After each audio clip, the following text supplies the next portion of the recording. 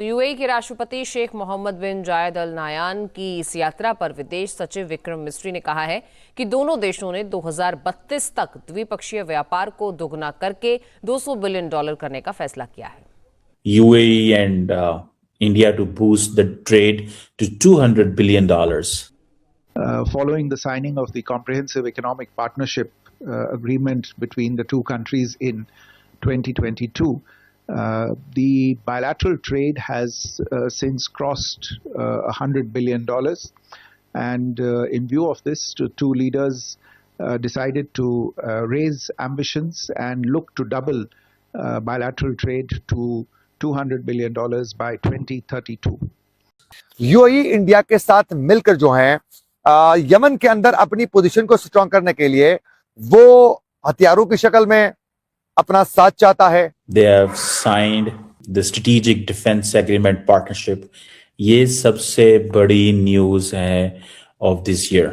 यहां पे मैं आपको हमेशा कहता हूं कि तस्वीरें बोलती नहीं है बल्कि चीखती हैं, चिल्लाती हैं और सूरत हाल को बयान करती हैं। ये ऑफिशियल अकाउंटों से पोस्ट हुई है।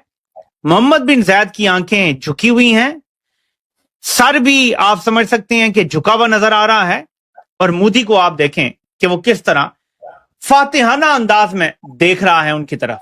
सऊदी अरब जो है वो जाके खड़ा हो गया है पाकिस्तान के साथ, और इंडिया वो जाके खड़ा हो गया यूएई के, क्योंकि पाकिस्तान और सऊदी अरब ने तो ये कहा था कि an attack on one is an attack on the other.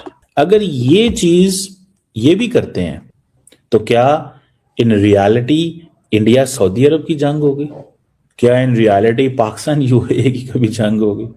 ये हैं चीजें, ये है हमारे सामने। पाकिस्तान ने सोमालीलैंड बनने पर सऊदी अरब का साथ देने का फैसला किया और यूएई के मफादात के खिलाफ गया और सोमालीलैंड को मुस्तरद किया, जो इसराइल ने भी तस्लीम किया था। पाकिस्तान ने सूडान हो, यमन हो और बाकी मामलात में सऊदी अरब का साथ देने का फैसला किया, यूएई को हर जगह से विथड्रॉ करना पड़ा। अरबों की आपस की लड़ाइयां बड़ी मशहूर हैं और ये बदला लाजमी लेते हैं। ऊंट की तरह इनकी मिसाल होती है, जैसे ऊंट भी लाजमी बदला लेता है और बहुत बुरा बदला लेता है। क्या इस तस्वीर से पाकिस्तान को मैसेज नहीं दिया जा रहा? सवाल एक्चुअली ये है कि ऐसी कोई भी तस्वीर आपको नजर आई है जब फील्ड मार्शल का ऐसे हाथ पकड़ा हो और सर झुकाया हो, और शहबाज का ऐसे हाथ? ये लोग जरूर पकड़ते हैं हाथ, वो तो मरियम ने भी पकड़ लिया था, लेकिन उन्होंने अपना एक हाथ आगे किया था। जब मरियम ने भी पकड़ा था उन्होंने अपना एक हाथ, जैसे बादशाह अपना हाथ आगे करता है ना कि ठीक है बोसा दे लो, ऐसे था। यहां पे मैं आपको हमेशा कहता हूं कि तस्वीरें बोलती नहीं है बल्कि चीखती हैं, चिल्लाती हैं और सूरत हाल को बयान करती हैं। ये ऑफिशियल अकाउंटों से पोस्ट हुई है। मोहम्मद बिन जायद की आंखें झुकी हुई हैं, सर भी आप समझ सकते हैं कि झुका हुआ नजर आ रहा है, और मोदी को आप देखें कि वो किस तरह फातिहाना अंदाज में देख रहा है उनकी तरफ। तो ये पाकिस्तान के लिए क्या ये इशारा नहीं है? तो इसका मतलब है कि ये जो बैसाखियों पे खड़ी हुकूमत है, इसकी एक बैसाखी ने इसको आंखें दिखाना शुरू कर दी। तो बड़ी डेवलपमेंट जो साउथ एशिया से या इस खित्ते से हो रही है वो ये है कि भारत और UAE, United Arab Emirates, they have signed the strategic defence agreement partnership. ये सबसे बड़ी न्यूज है of this year.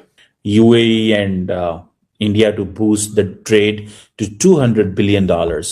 That's another news. और ये जो यूएई और इंडिया जो कंक्लूड करेंगे फ्रेममेंट एग्रीमेंट ऑन डिफेंस, इसकी अनाउंसमेंट फॉरेन सेक्रेटरी विक्रम मिश्री ने कर दी है। That's a big thing, very big thing.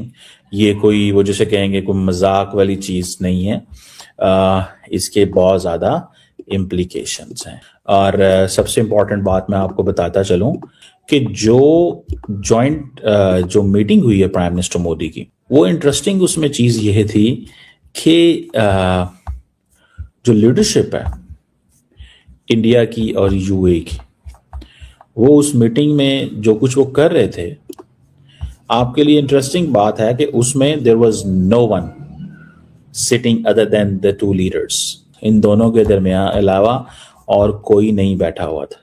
तो इससे आपको पता चलता है कि दैट वाज समथिंग सिग्निफिकेंट। अब ये जो डिफेंस एग्रीमेंट है, इसकी जो नेचर है वो कैसी होगी, ये एक सवाल है। क्योंकि पाकिस्तान और सऊदी अरब ने तो ये कहा था कि an attack on one is an attack on the other. अगर ये चीज ये भी करते हैं फॉर एग्जाम्पल, तो फिर it is going to be a different thing. ये एक डिफरेंट चीज जो है ना वो होने जा रही है। और ये आप देखें कि रीजनल ग्लोबल इश्यूज पे वो हमने कहते हैं बात की है, फोकस किया था, जो हमारा एक cross trade, investment, defence technology, people to people ties, ये सब कुछ। हमारे केस में ये है, हमारे तो आपको पता है यूएई के वीजे भी बंद हैं टू बी ऑनेस्ट। यानी कि हमारे लोग जो हैं वो they can't go to UAE. So they did three things, they did MOUs, there was a letter of intent, there were agreements, and there was an announcement.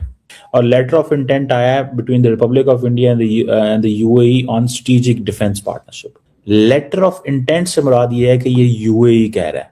So in other words, Saudi Arab जो है वो जाके खड़ा हो गया है पाकिस्तान के साथ, और इंडिया वो जाके खड़ा हो गया जो लीडरशिप है UAE की। तो क्या इन रियलिटी इंडिया सऊदी अरब की जंग होगी? क्या इन रियलिटी पाकिस्तान UAE की कभी जंग होगी? ये हैं चीजें, ये है हमारे सामने कि जो सिंगल बात हुई है ना दोनों लीडर्स की, अकेले में बात हुई है, वहां पे UAE ने ये कहा है कि वो आपके साथ दिफाई एग्रीमेंट साइन करना चाहते हैं। उन्होंने कहा है कि हम दिफाई एग्रीमेंट साइन करना चाहते हैं। अकेले में जो लेटर ऑफ इंटेंट वो है UAE की तरफ से। फिर सेल एंड परचेज एग्रीमेंट हुआ between Hindustan petroleum corporation limited and Abu Dhabi oil company के दरमियान। MOU हुआ है फूड सेफ्टी टेक्निकल, इसके ऊपर बहुत ज्यादा काम इन्होंने पहले इंडिया और UAE ने किया हुआ है।